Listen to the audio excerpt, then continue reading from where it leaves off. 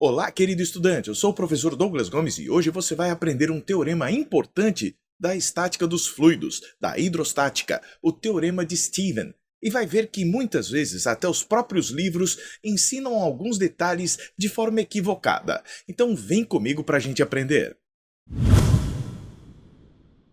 Definimos como pressão a razão entre a intensidade de uma força de contato normal, perpendicular a uma superfície, e o valor desta área da superfície. A pressão é, portanto, medida em newtons, que é a unidade de força, por metro quadrado, que é a unidade de área no sistema internacional. Mas newton por metro quadrado nós vamos chamar de Pascal, em homenagem ao cientista que teve grandes contribuições nessa área. Vamos agora estudar a pressão exercida por um líquido no fundo de um recipiente. Mas para a gente entender isso, nós vamos analisar as forças que atuam sobre este líquido. O líquido interage com o recipiente, mas interage também com a atmosfera que aqui se encontra. E, além disso, interage por meio da força gravitacional com o planeta Terra. Vamos ver estes pares ação e reação? Vem comigo. Vamos ver quem é o nosso protagonista, o líquido. E este líquido vai interagir com a Terra por meio da força-peso. A Terra atrai o líquido e o líquido atrai a Terra. São duas forças de mesma intensidade, mesma direção, mas sentidos opostos. Eu sei, você achava que o líquido fazia peso sobre o fundo do recipiente, não é? Não, a força-peso é algo que existe entre o líquido e a Terra. Mas você deve estar se perguntando, mas o recipiente está em contato com o líquido? Sim. Então haverá uma força de contato normal entre o líquido e o recipiente. O recipiente faz uma força no líquido para cima, segurando, não o deixando cair, e o líquido faz uma força no recipiente para baixo. Ação e reação, mesma intensidade, mesma direção, mas sentidos contrários. Mas a gente está esquecendo da atmosfera, não é mesmo?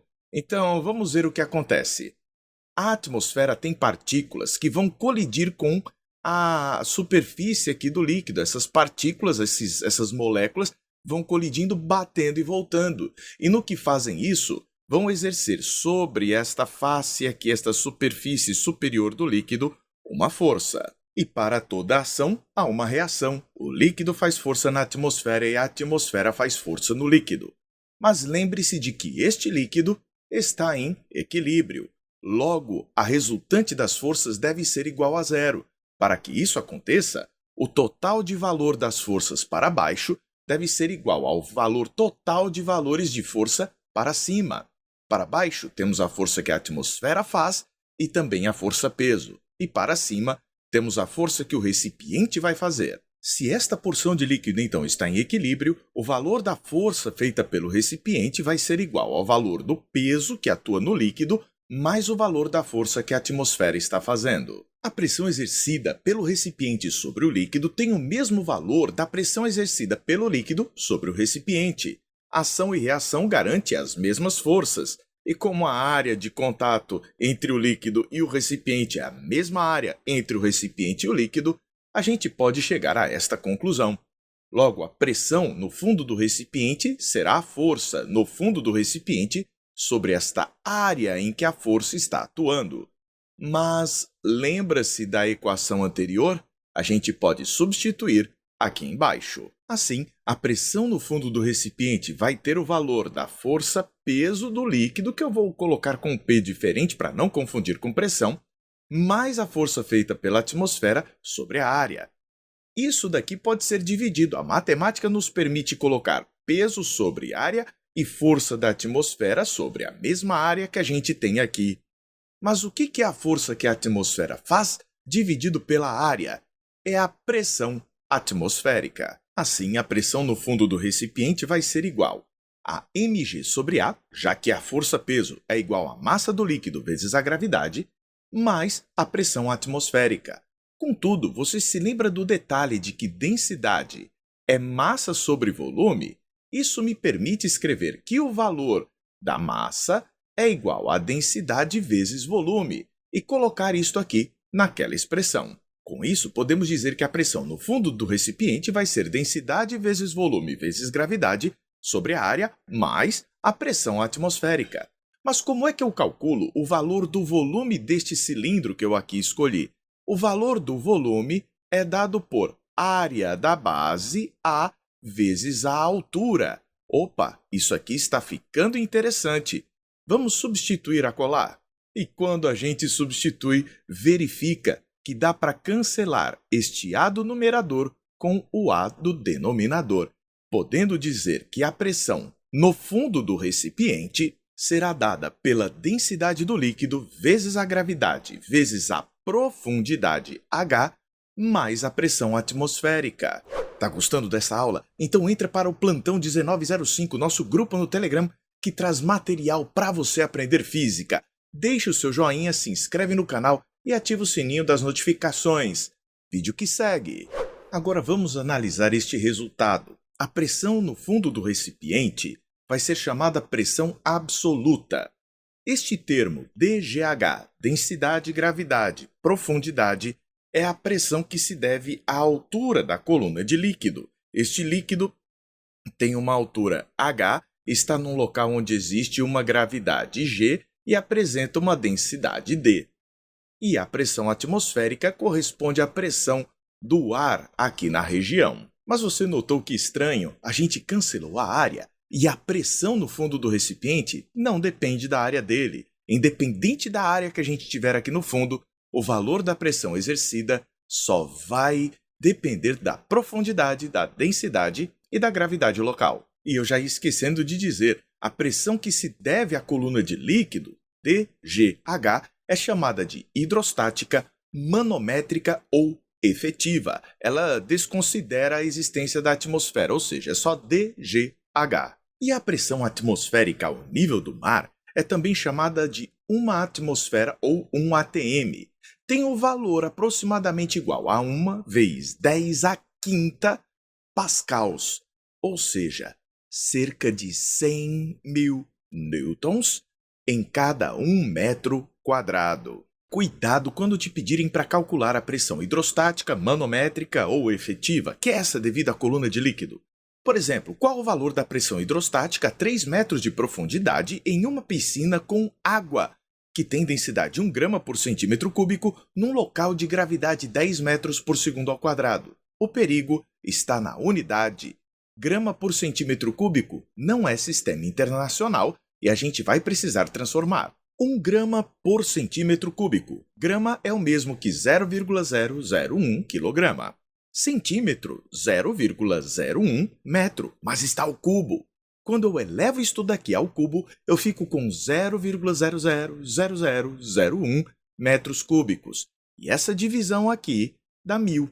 Isso quer dizer que a densidade da água é 1000 quilogramas por metro cúbico. Agora que está no Sistema Internacional de Unidades, a gente pode calcular a pressão hidrostática, que vai ter valor densidade 1000 vezes G, 10, vezes a profundidade H, que a gente viu de 3 metros. Douglas, que fórmula foi essa? DGH. Você já notou que as barragens elas vão aumentando de espessura na base? Por quê? Porque a pressão exercida pelo líquido não é apenas para baixo, é em todas as direções. Então você vai ter uma pressão maior em todas as direções. Experimenta mergulhar que você vai ver que sua cabeça é pressionada em todas as direções à medida que você desce para o fundo d'água.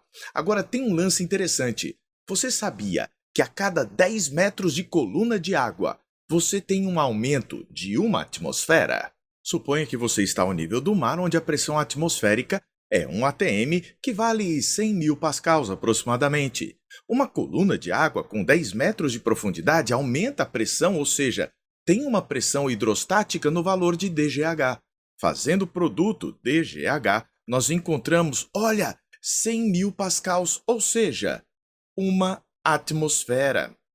Mas cuidado, isso aqui é a pressão hidrostática. Se alguém pedir aqui no fundo do recipiente, ou seja, no fundo aqui desta barragem, o valor da pressão absoluta, você vai ter de somar isso com a pressão atmosférica, já que a pressão absoluta no fundo do recipiente é igual a DGH mais a pressão atmosférica. Se o nosso DGH corresponde a 1 atm e a atmosfera mais outro atm, no fundo desse recipiente, a pressão absoluta total é de 2 atms. Cuidado com este detalhe que muitas vezes a gente acaba deixando passar. Observe que aqui nós temos um recipiente e dois pontos a uma mesma profundidade H. Lá em cima, a pressão é uma atmosfera e a superfície do líquido fica na horizontal. Se você descer aqui para estes outros dois pontos, você vai notar que, estando a uma mesma profundidade, necessariamente eles estão sujeitos à mesma pressão absoluta. Que vai ser dGH mais a pressão atmosférica. Se o H é o mesmo, a pressão é a mesma. Mas e se a gente mudasse um pouquinho esta situação? Veja esta nova situação muito semelhante à anterior. Dois pontos a uma mesma profundidade, num mesmo líquido, estão sujeitos à mesma pressão, porque a existência de um objeto aqui no meio do caminho, este tubo em U, não vai fazer diferença. Então saiba, dois pontos num mesmo líquido, num mesmo nível, estão sujeitos à mesma pressão absoluta. E mesmo que você venha a inclinar o recipiente, a superfície livre do líquido fica horizontal, com a mesma pressão atmosférica aqui em ambos os lados. E a pressão neste ponto C vai ser a pressão atmosférica mais o dGH' que eu coloquei agora nesta situação. E os pontos C e D, que estão no mesmo líquido, no mesmo nível, estão sujeitos à mesma pressão absoluta. Torricelli teve uma ideia brilhante para conseguir medir a pressão atmosférica. Ele pegou um tubo de ensaio com um comprimento de 1 metro, ou seja, 100 centímetros. Encheu de mercúrio, que é o metal, um líquido bem denso, com a densidade de 13.600 quilos por metro cúbico, e emborcou ainda tampado o recipiente aqui sobre um outro em que havia também mercúrio. Tirou, então, esta tampa e o mercúrio vazou aqui para baixo, mas não completamente. Ainda restou, no local, uma coluna de mercúrio ali de cima até este outro nível, no valor de 76 centímetros. Foi daí que se chegou àquela conclusão. Lembra de que eu disse que dois pontos num mesmo líquido, no mesmo nível, estão sujeitos à mesma pressão? Vou chamar este ponto aqui de B, este aqui de C. A pressão no ponto B deve ser equivalente à pressão no ponto C, mas a pressão no ponto B são de 76 centímetros de mercúrio. Olha o símbolo Hg. E a gente tem a pressão lá no ponto C correspondendo a uma atmosfera.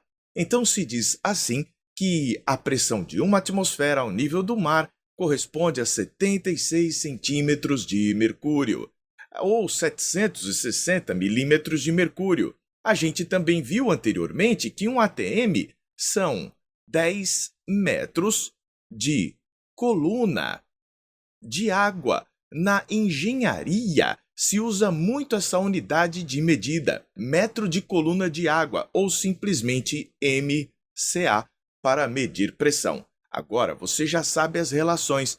Fazendo a aplicação do famoso dGH, a gente consegue calcular o valor com boa precisão para a pressão atmosférica utilizando a densidade do mercúrio, a gravidade e também esta profundidade dos 76 centímetros. Aqui, a gente conclui um breve comentário a respeito do Teorema de Stephen. Há muito mais coisa para aprender e para estudar. Então, bons estudos!